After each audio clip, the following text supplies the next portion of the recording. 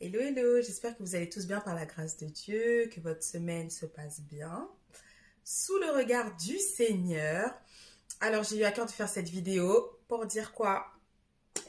Là, franchement, j'avoue aucune idée, mais le Saint-Esprit sait où est-ce que cette vidéo va mener. Donc, comme d'habitude, je lui fais confiance et vraiment, n'oubliez pas, Jésus vous aime et il revient bientôt chercher les siens, chercher son peuple, ceux qui lui appartiennent, ceux qui l'aiment, pas ceux qui prétendent l'aimer, mais ceux qui l'aiment et ceux qui obéissent à ses commandements. Le Seigneur Jésus lui-même a dit, celui qui m'aime pratique mes commandements. Où se trouve-t-il? Dans la parole de Dieu. Donc, un enfant de Dieu qui prétend aimer le Seigneur ne peut pas rester à des années-lumière de la méditation de la parole de Dieu.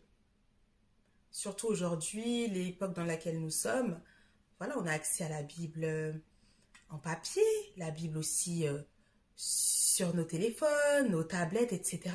Tout ça pour dire qu'au jour d'aujourd'hui, nous n'avons aucune excuse. Je ne parle pas de nos frères et sœurs pour lesquels c'est compliqué, ceux qui sont persécutés, etc. Là, ce n'est pas le cas. Je parle à ceux qui ont accès à une Bible. Lisez-la, c'est très important parce qu'on est en train de vivre des moments, des situations qui ont été évoquées dans la parole de Dieu et on doit savoir dans quel monde nous sommes.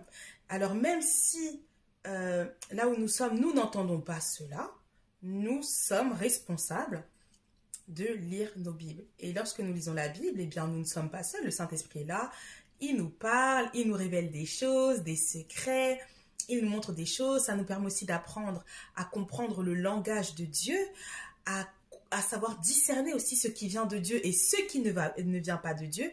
Et c'est important de ne pas prendre cela à la légère. On ne peut pas seulement se cantonner de la lecture que l'on fait peut-être à l'église le dimanche. Non, ce n'est pas suffisant. Ce n'est vraiment pas suffisant. On doit être comme ça avec la parole de Dieu. On doit la connaître, la maîtriser, la méditer, laisser le Saint-Esprit encore nous révéler de nouvelles choses, même des choses qu'on n'a pas entendues, parce que c'est aussi son rôle. Donc vraiment, prenez vos responsabilités, prenez les bonnes décisions, prenez des engagements avec le Seigneur. Oui, c'est ce que le Seigneur est en train de me dire. Les offrandes, c'est encore d'actualité.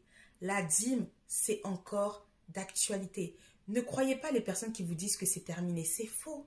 Il y a tellement des bénédictions qui sont attachées dans le fait de donner, je vous dis la vérité. Vraiment, demandez au